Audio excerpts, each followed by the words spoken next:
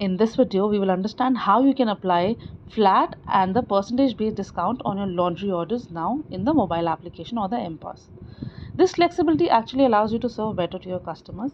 So to begin with, click on the per weight option. Select the kgs and the number of garments. When you proceed, when you see the all details, you can click on the discount option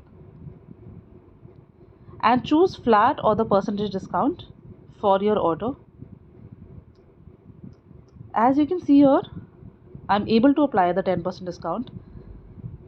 Let's go to the flat discount and try and apply up to 100 of the discount. As you can see here, I could also apply the 100 discount in rupees. When I click on continue, the order gets saved with the discount applied. I hope you now understand how you can apply percentage or the flat amount based discount on your laundry orders.